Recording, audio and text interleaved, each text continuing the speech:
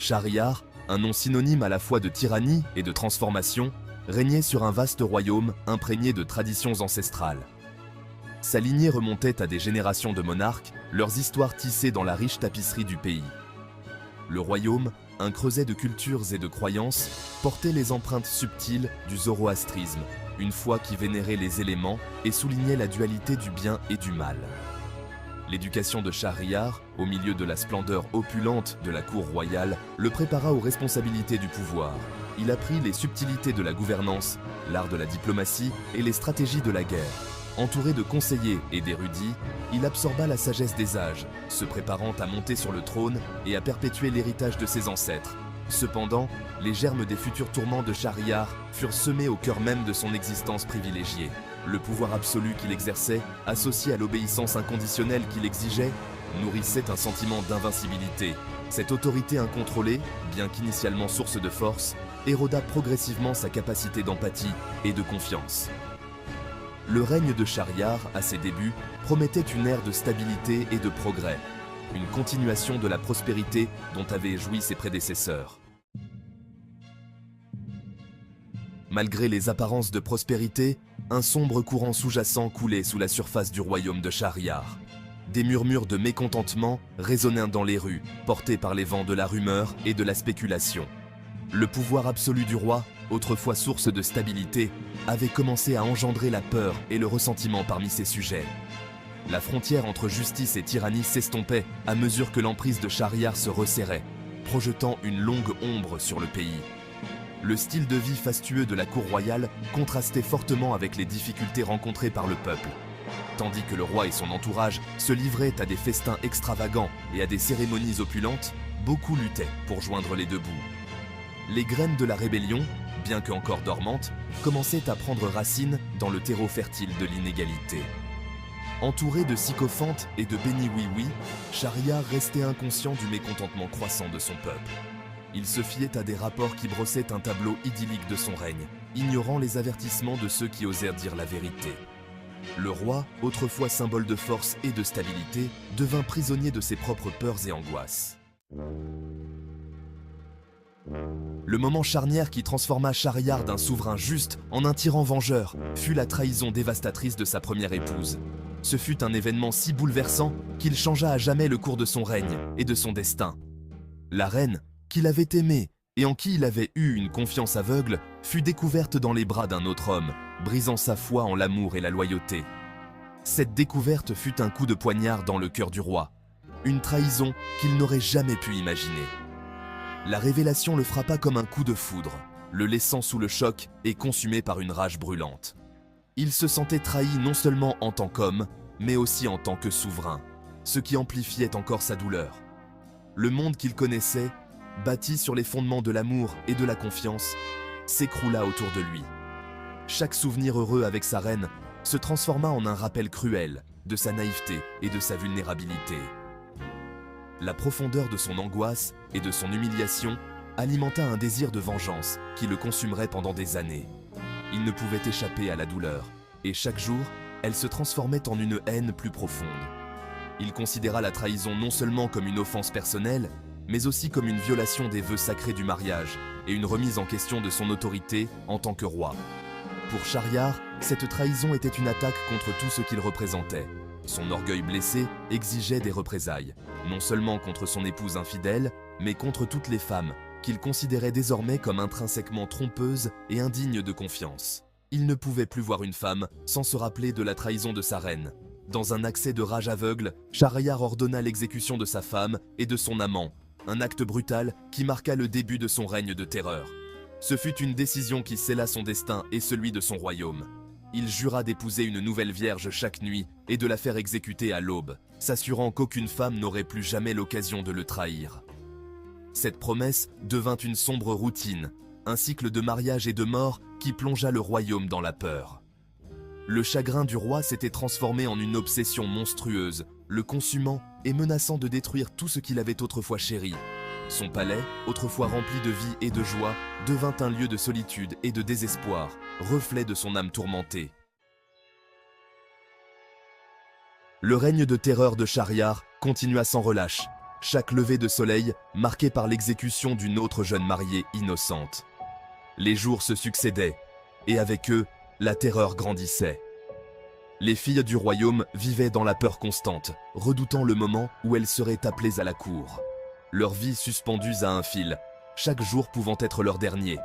Les rues, autrefois animées, devinrent étrangement silencieuses alors que les familles pleuraient la perte de leurs filles, leur cœur lourd de chagrin, et priaient pour la fin de la folie du roi, espérant un miracle qui mettrait fin à cette tragédie. Le grand vizir, chargé de trouver de nouvelles épouses pour le roi, se trouvait dans une position impossible, était déchiré entre son devoir et sa conscience, chaque décision pesant lourdement sur son âme. Il était témoin des ravages causés par le décret de Shahryar, du chagrin des familles, et de la désolation qui s'installait dans le royaume, et de l'érosion du moral du royaume, autrefois si fier et prospère. Pourtant, il était impuissant à arrêter la folie du roi, lié par son serment de loyauté et craignant d'encourir sa colère.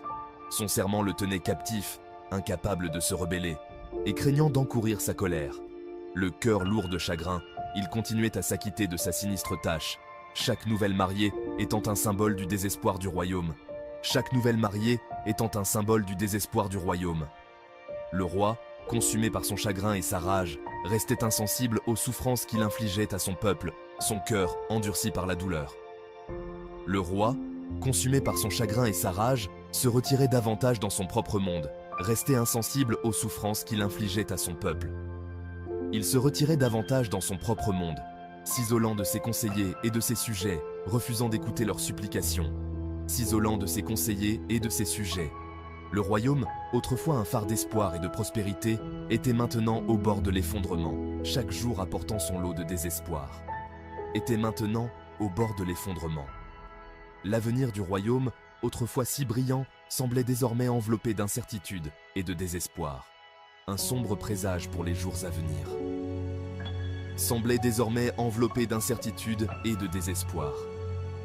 Le destin du royaume était plus incertain que jamais. Au milieu du désespoir ambiant, une lueur d'espoir émergea sous la forme de Scheherazade, la fille intelligente et courageuse du vizir. Témoin des ravages causés par la cruauté de Shahryar, elle résolut de mettre fin au cycle de violence et de redonner espoir au royaume. Contrairement aux autres jeunes femmes qui tremblaient devant le roi, Scheherazade possédait un esprit vif, un cœur compatissant et une détermination inébranlable à changer le cœur du roi. Elle se porta volontaire pour être la prochaine épouse, non pas en tant que victime, mais en tant que sauveuse. Le plan de Scheherazade était audacieux et risqué. Elle savait qu'elle ne pouvait pas simplement affronter la rage du roi. Elle devait le déjouer, utiliser son intelligence et son talent de conteuse pour captiver son attention et adoucir progressivement son cœur. Elle possédait une vaste connaissance des histoires, des fables et des légendes, transmises de génération en génération dans sa famille. Son père, le vizir, fut horrifié par la décision de sa fille. Il la supplia de reconsidérer, craignant pour sa vie. Mais Scheherazade resta résolue, convaincue qu'elle était la seule à pouvoir arrêter la folie du roi. Elle soutint que sa mort serait un faible prix à payer, si cela signifiait sauver d'innombrables autres vies innocentes. La nuit des noces de Scheherazade arriva, une nuit chargée d'appréhension et d'espoir. C'était une nuit où le destin de nombreux cœurs battait en unisson avec le sien. En entrant dans les appartements du roi, elle portait non seulement le poids de son propre destin, mais aussi les espoirs d'un royaume au bord du gouffre. Chaque pas résonnait comme un écho de l'incertitude qui planait sur le palais. Elle soutint le regard de Shahryar avec un calme qui dissimulait son trouble intérieur, ses yeux reflétant un mélange de courage et de détermination. Derrière ce calme apparent, une tempête d'émotions bouillonnait. Le roi, habitué à la peur et à la résignation de ses précédentes épouses, fut intrigué par son esprit inflexible. Il n'avait jamais rencontré une femme qui osait le défier de cette manière. Scheherazade commença son premier récit, une histoire d'aventure et d'intrigue qui captiva immédiatement l'attention du roi. Ses mots étaient comme des fils d'or, tissant une tapisserie de mystère et de fascination. Elle tissa ses mots avec habileté et art, créant du suspense et entraînant le roi plus profondément dans le récit. Chaque phrase était soigneusement choisie pour maintenir l'intérêt du roi.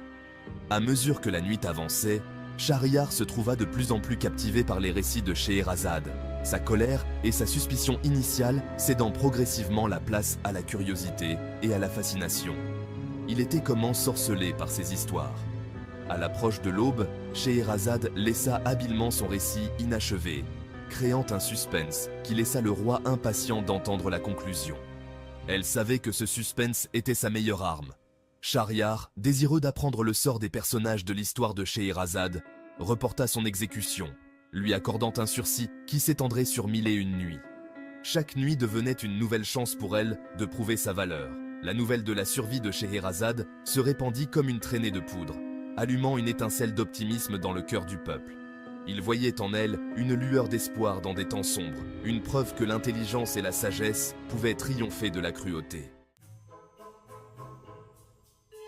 Nuit après nuit, Scheherazade continua ses récits envoûtants, tissant des contes de merveilles et d'intrigues qui transportèrent le roi vers des contrées lointaines et le présentaient à une galerie de personnages captivants. Elle racontait des histoires de héros courageux, de méchants rusés, d'amants maudits et de créatures mythiques, chaque récit soigneusement choisi pour transmettre une leçon morale ou éclairer une facette de la nature humaine. Elle utilisait ces histoires non seulement pour divertir, mais aussi pour éduquer et éclairer le roi, remettant subtilement en question ses préjugés et élargissant sa vision du monde.